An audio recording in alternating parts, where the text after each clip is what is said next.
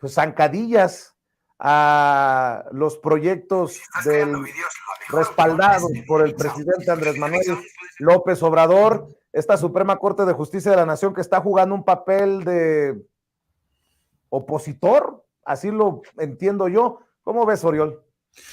Bueno, no diremos que sorpresa, naturalmente era bastante esperable, casi estaba ya filtrado, naturalmente se buscó lo procedimental, que es una fórmula también, pues digamos, de alguna manera perfectamente legal, pero perfectamente no se utiliza otras veces, como digamos históricamente como pasó con la reforma energética, cuando la Cámara de Diputados decidió votarla casi también como de noche, pasarla rápido. O sea, tenemos varios ejemplos. La cuestión aquí, el por qué ahora el uso y abuso de lo procedimental. Naturalmente, queda claro y no hay ninguna duda que la nueva línea de la Suprema Corte consiste en, digamos, en buscar la forma de frenar las iniciativas, digamos, del gobierno a través del legislativo. Quedó clarísimo con la reforma a la Guardia Nacional, básicamente el cambio que se hizo de civil a militar, y ahí creo que naturalmente la respuesta más absolutamente clara es que, como bien dijo el presidente, pues el 1 de septiembre del 24, que aún será presidente, pues tengamos la mayoría suficiente,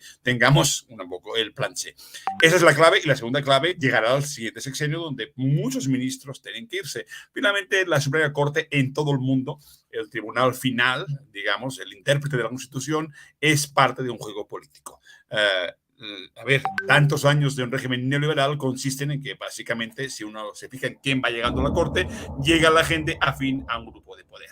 Sabemos perfectamente que en Estados Unidos, digamos, el pleito directo entre republicanos y demócratas es impresionante, aunque ahí se quedan por toda la vida, lo cual ya es mucho peor.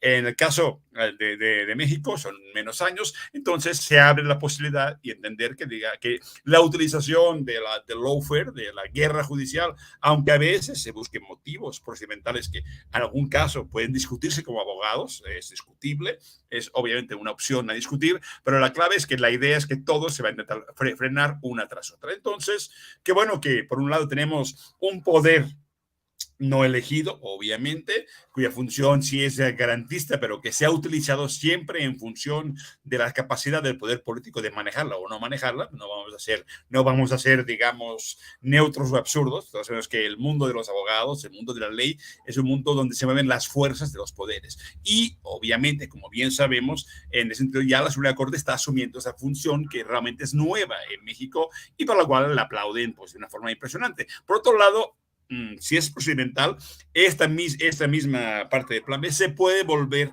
en la siguiente, digamos, en el siguiente periodo de sesiones, se puede volver perfectamente a discutir, dándole los márgenes que quieren para que se la pasen tomando tribuna y platicando y comisiones de lo que quieran, se podría perfectamente volver. No es una reforma constitucional, puede pasar tranquilamente en los trámites parlamentarios y volver, digamos, pues a salir en cámaras y a ser legal, y que por tanto, aunque la lleven de nuevo a la Suprema Corte, pues que el tema legal quede arreglado, esa fijación, esos temas de que no, el debate de las minorías, bla, bla, bla, pues que se arregle. Yo creo, ahora bien, aquí también hay que decir que el problema es que Morena, que casi parece una asociación de, digamos, de amigos de las corcholatas, en vez de hacer un trabajo legislativo efectivo, en general, pasa más la discusión entre a ver quién le pone la zancadilla al otro, digamos, que la capacidad de operar también bien en las dos cámaras. Entonces creo que es un buen ejemplo. Quedan aún, digamos, dos nuevas, queda aún el periodo de otoño y el próximo año. Hay capacidad para ese tipo de ley pasarla perfectamente, hay mayoría suficiente, no es reforma constitucional, por tanto, vigilándose, hay que tener también buenos abogados para eso, tener la capacidad de que no te busquen, sabiendo además que es el enemigo. La Suprema Corte se ha convertido, digamos, en un frente, digamos, de oligárquicos dispuestos a frenar como sea la capacidad de acción del poder, digamos, popular, que finalmente es el que se ha votado, el que realmente quiere proponer cosas, y sí, se van bloqueando desde la esfera, digamos, del poder, del último gran poder que les queda. Recordemos que finalmente en muchos casos, aparte de la cuestión del INAI, que se puede hablar en otro momento, en el caso famoso, el del INE, pues finalmente, aunque muchas cosas no se aprobaran, cuando cambió la presidencia, cuando realmente los consejeros cambiaron de golpe incluso el secretario general se fue un poco antes, realmente de golpe cambió todo completamente en el régimen interior. Ya no se ve al INE, ya no es posible concebir al INE como otra forma de contrapoder que podía decidir literalmente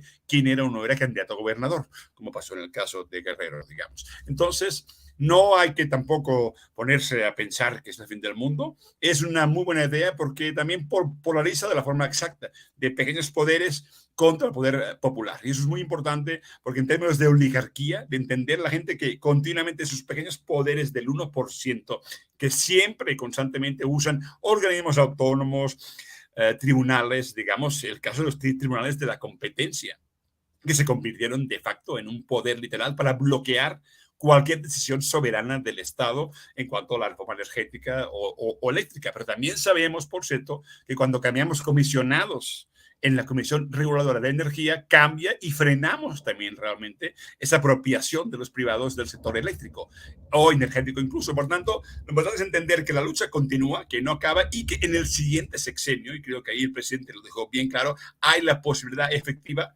de promover los cambios, pero obviamente sin mayorías claras y también disciplinando un partido movimiento donde, insisto, a mucha gente se le olvidan que son los principios que definió el presidente y no sus intereses de llegar, como sea, digamos, en esta grilla terrible final, que es la verdad, llega un momento que es patética porque se les olvida completamente que se rigen por ideas, que si Obrador ganó fue por unas ideas de cambio, de transformación, y personalmente se implicó en ellas. Esa es la clave.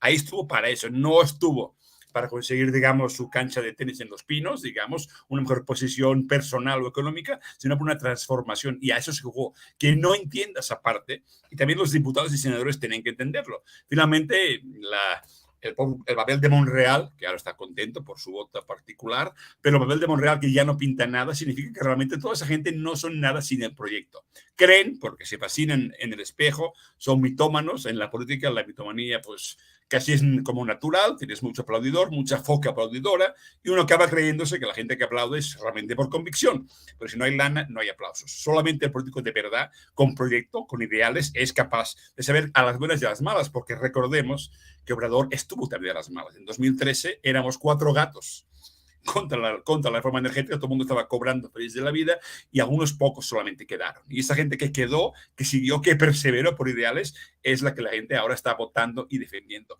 Nadie defiende a nadie, incluso aunque estén bajo la capa de Morena, que no tengan ideales de verdad. Esa es la clave. Lo importante es no olvidar, contra la Suprema Corte, contra ese bloque de oposición que está metido en los organismos, en esos poderes que se crearon para frenar la soberanía del Estado, que es también la del pueblo, refrendada a través de las votaciones.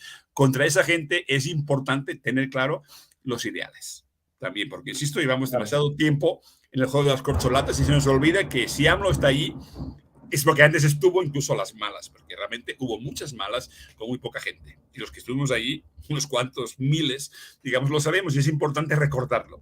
Ante los poderes oligárquicos o no votados, digamos, es importante recordar que solo se los puede vencer si en las urnas y hay gente con convicciones también en el poder legislativo. Creo que por ahí también va la cosa, para no olvidar por dónde podemos seguir. Oye,